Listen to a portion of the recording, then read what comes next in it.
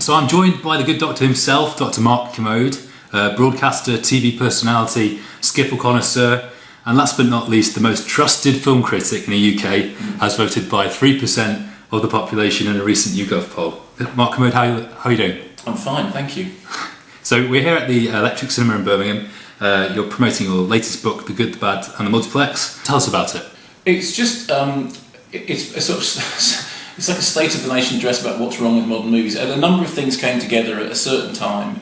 I've been doing the radio show with Simon Mayo for 10 years, and we started receiving loads of emails from people saying that they'd been to multiplexes, they had a bad experience, the audience were badly behaved, there were no ushers, the seats were overpriced, worse, the image was often out of shape, out of focus, wrong aspect ratio. So that was going on. We were living through the great curse of 3D, which even today, as we speak, just before we've done this interview, somebody's tweeted me a new YouGov survey that says 20% of the population think 3D is a good idea, everybody else thinks it isn't, which we all kind of knew anyway. There had been a sort of question about what the role of the film critic is in an age in which Sex and the City would be a huge hit. Kevin Smith has a new movie out now, the last movie he made, got very bad reviews, and he said, okay, I don't need critics anymore, we can make movies without critics. So all these things started coming together, and I wrote The Good, the Bad and the Multiplex, what's wrong with modern movies? And also the underlying question with all of it was, if Michael Bay is one of the most successful filmmakers in the whole world, what's the point of going on? You talk a lot about world cinema. Yes. In the book. You talk about how it's in a difficult position sort of in relation to sort of these massive blockbusters. What I was writing about was the fact, if you're a film fan, if you're a film critic, if you're somebody who watches a lot of movies, whether for a living or for fun, you very quickly understand that an awful lot of what's interesting in cinema isn't happening in the English language. That's not to say that we're not great English language movies. There are, but they're only one section of the marketplace. The marketplace is multilingual, the international language of film. And due to the miracle of subtitles, it is possible for people to watch films from around the world and understand them fully. And there'd been a great trend in the last few years for taking foreign language movies and remaking them in the English language, or actually, I think more accurately, say in American, because the idea was that somehow mainstream audiences, by which I mean multiplex audiences, wouldn't accept subtitles. Well, this is a very interesting idea, and it's not true. Anybody who knows anything about popularity of Bollywood cinema in the UK, for example, knows that that isn't true at all. But the real underlying lie was that we don't like subtitled movies, therefore the only way we can see these films is if they're remade. Whereas actually the truth of it is, a lot of people don't like subtitled movies because they've just got into the habit of not liking subtitled movies. But in fact, if they gave subtitled movies a go, they'd discover very rapidly that in fact there was a whole world of cinema that perhaps they weren't experiencing. And it's fine if you live near a lovely independent art house cinema that specialises in showing different movies, foreign language movies, subtitled movies, but it's quite difficult if you live near just a multiplex and all you get is the English language fare. You don't have any other choice. So one of the chapters in the book was simply about whether, firstly, any of the problems of understanding can be solved by remaking films in English, and I don't think they can at all. I think, for example, if you look at the English language remake of the Japanese movie Dark Water, just the act of translating it makes it a completely different film, and therefore not the film that it was that I fell in love with in the first place. And the other thing is, I don't believe that audiences won't accept subtitles. My experience is that around the world, people do accept subtitles. In fact, in some territories, as I'm sure you'll know, they accept one set of subtitles going down the side of the screen, one set of subtitles going along the bottom of the screen, and super titles above and below. I mean, people around the world are much more used to reading subtitled movies than us. The problem is that we live in a culture in which our primary language, English, is American for all intents and purposes, and therefore we have this peculiarly sort of hermetically sealed idea that we don't need to watch subtitled movies. Well, that just seems to me to be absurd. I mean, every year, some of the best movies you're going to see all year are going to involve reading subtitles. So you know what? Just get used to it. Yeah. So, like in the book, you talked about like Empire magazine, for example. Yes. Like how they'd never throw the front cover to the subtitled film.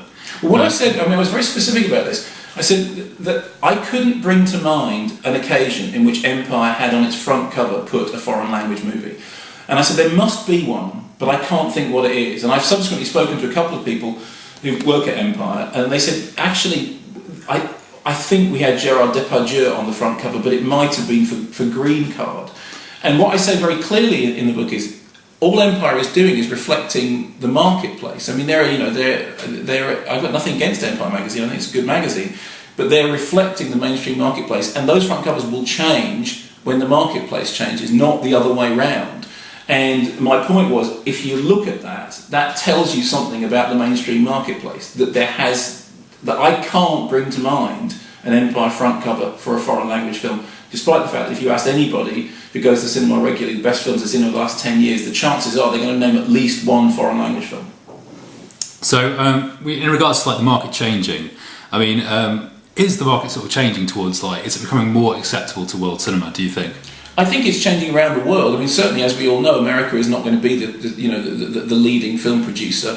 In a very few years' time, there's several other territories that are producing more movies. I come out of horror journalism, right? And every horror journalist I know started out with a sort of international perspective. Horror fans don't care whether a film is in Portuguese, English, Italian, whatever. They just want to see it in its original version. Okay? They want to see the most complete version of it. So consequently, one of the things I love about horror fandom is it's completely international. Nobody's ever said, oh well, there's a really, really interesting foreign language horror movie, but it's not available in English, so I won't watch it. That just never happened.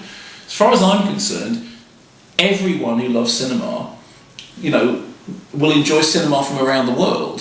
The question is whether or not you've got access to it. Well, as long as multiplexes are the only thing that we have going, then access to foreign language films is limited. If you, however, have access to an independent art house cinema, a cinema that shows foreign language films, then great. What I was saying was, there's nothing wrong with multiplexes per se, but you have to patronise the cinemas that are offering you something else. If you've got a local art house cinema, go and use it. Go and give it your custom. Because the thing is, if it goes, you'll miss it when it's gone. Yeah, so you mentioned sort of how films get distributed. I mean, how accountable are cinemas to sort of public demand? I mean, is it really simple enough for a group of people to get organised and say, go to their multiplex and say, we want this film playing here, we'll pay for it, we'll come and see it? Yeah, I think it is that simple. And the question of whether the question is go to your multiplex and say that, or whether the question is, if you're lucky enough to live near an independent cinema, then go and talk to them about it. I do think that cinema should be part of the community. I think it should respond to what the community wants. And I think that if there aren't cinemas showing you foreign language films in a culture as multicultural and diverse as the UK is now, then clearly they're not catering to the community. It just seems absurd that mainstream cinema is primarily English language, when, as we all know, I said the international language of film is you go to the Cannes Film Festival, you go to any of those. The idea of just watching the English language films is completely absurd. So yes, I think it is a simple matter of asking the cinemas to do better, and if they don't do better, stop giving them your custom. Okay, so in regards to films that you've seen this year, foreign language films, what's been up there? Well, I think the best thing I've seen, certainly one of the best things I've seen all year so far, is Quattrovolti, which I think is fantastic. And the funny thing about that film is, when you try and describe it, you end up saying, it's the silent goat farming movie, which kind of puts everybody off. But it's a really hard film to describe because it's so much a film of images and visuals and atmosphere and moment, and so much that you can't tell whether it's staged or whether it's documentary. And it's about it's about life, the universe, and everything. And it also happens to be a silent goat farming movie. And everyone I know who's been sceptical about it before they've seen it has come out and been completely blown away by it. The most interesting thing about that film is how hard it is to describe. You can see even now, and believe me, I've had several runs at describing it. Even now I'm struggling to do it because words kind of fail me.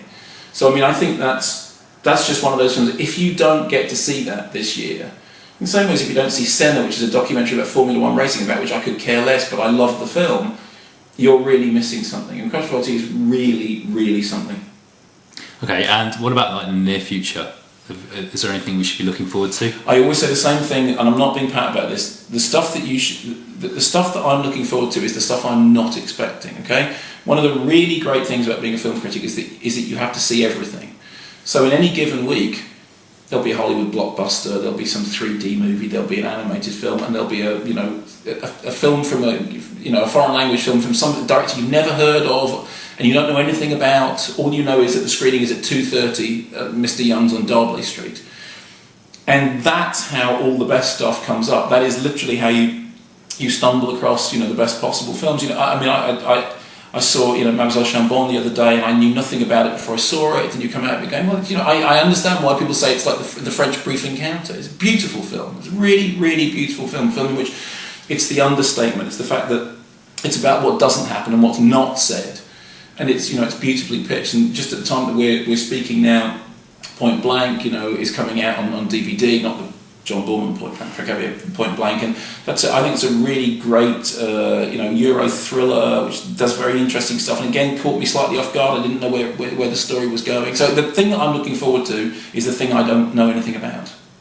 Okay, so finally, your book kind of ends kind of like with the sort of the automation of cinema, and how sort of ditching kind of like the old style of projection has kind of led to a sort of a sort of roboticized sort of version of watching movies. Where is the future of cinema? Do you think? Is there much hope? Yes, I think there is. I know what you mean about the last chapter of the book is melancholic. It's like 6 chapters of anger and then a melancholic epilogue.